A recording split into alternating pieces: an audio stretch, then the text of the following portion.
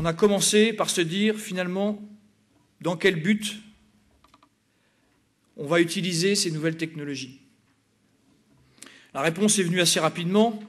Bien sûr, il s'agit de répondre aux besoins des éleveurs dans leurs troupeaux de demain.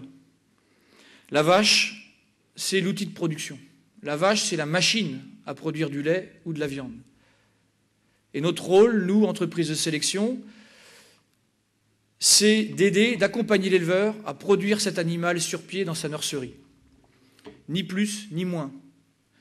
On aide à gérer le cycle de la reproduction des mères et on amène la génétique sur la voie mâle pour apporter le résultat escompté dans la nurserie puis dans la salle de traite.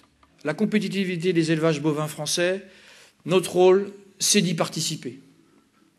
Et les vaches de demain, on sait que c'est un des ingrédients, on sait que c'est une partie de la solution, on sait que ce n'est pas toute la solution, mais au moins contribuons à préparer la vache de 2020 dès maintenant.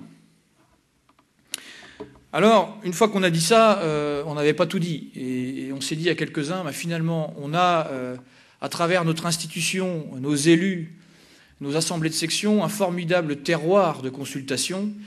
Et on a démarré dès le mois de décembre. On a consulté l'ensemble des éleveurs présents dans les assemblées de section pour qu'ils nous disent finalement vers où ils veulent qu'on oriente la vache de demain. Les vaches de demain qui ont été présentées dans les 9 assemblées de section, mais aussi dans les comités de région, vous aviez 4 vaches qui ont été présentées. Il y avait la vache santé humaine, la vache bien-être, la vache basse consommation et puis la vache export. Donc je vous propose, comme dans les assemblées de section, de repasser les définitions de ces 4 vaches, d'avoir ensuite les résultats de cette consultation. Alors la première vache qui a été présentée, c'est la vache basse consommation. Pour la résumer, c'est une vache orientée optimisation. Alors sur la définition, je vais retenir les éléments clés. Ce sera une vache sélectionnée sur de nouveaux critères d'efficacité alimentaire, c'est-à-dire pour produire mieux et plus avec moins. Je vais vous donner 2 exemples pour produire mieux avec moins. Un volet sur la diminution des intrants, que vous avez sur l'écran, par exemple sur les protéines ou le fourrage. Un deuxième élément, c'est un travail sur la diminution des rejets, exemple sur l'azote ou les méthanes. Ça, c'est pour produire mieux avec moins. Deuxième exemple, c'est la performance de production, produire plus, à la fois pour le lait et aussi pour la viande. Je pense aussi à Bernard. Donc ça, c'était la définition de cette première vache, la vache basse consommation. La deuxième vache qui a été présentée, c'est la vache santé bien-être. Alors, en résumé, c'est une vache orientée santé animale, c'est-à-dire santé de la vache. Cette vache sera sélectionnée sur des niveaux critères de santé. Quelques exemples, la santé de la mamelle, la résistance aux boiteries, la qualité et l'expression des chaleurs, la résistance aux maladies métaboliques et la résistance, par exemple, aux maladies infectieuses. Donc, c'est la deuxième vache santé bien-être. La troisième, elle vous concerne plus, elle nous concerne plus, c'est la vache santé humaine, une vache orientée vers le consommateur. Cette vache est sélectionnée sur de nouveaux critères autour de la qualité de produit pour la santé. Quelques exemples, la diminution du recours aux antibiotiques, l'amélioration de la qualité du lait, quelques exemples, les produits que vous connaissez, par exemple anti-cholestérol ou anti-obésité.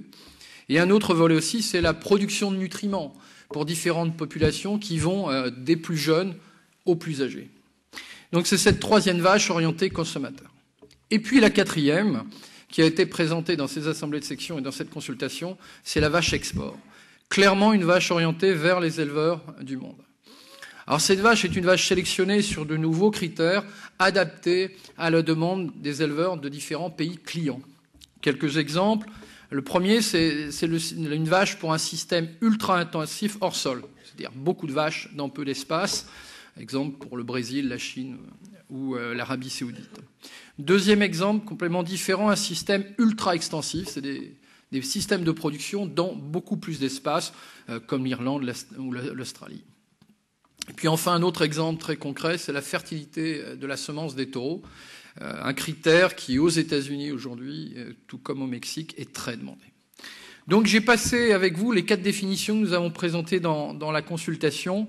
Les résultats de cette consultation Je vais vous les donner, mais avant, on avait posé une question à cette consultation.